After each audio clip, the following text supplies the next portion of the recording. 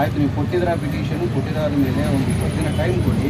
ಆ ಟೈಮ್ ನಡೆದಿದ್ರೆ 20 ಆದ್ಮೇಲೆ ಮತ್ತೆ ಬಂದು ಕೂಡಿ. ಯಾರು ಏನು ವ್ಯತ್ಯಾಸ? ಇಲ್ಲ ಸರ್, ನಾವು ಹಂಗಾಗಲ್ಲ. ನಾವು ಆಲ್ರೆಡಿ ಈಗಾಗಲೇ ಸಮಯ ಕೊಟ್ಟಿದ್ದೀವಿ ಸರ್ ಜಿಲ್ಲಾಡಳಿತಕ್ಕೆ.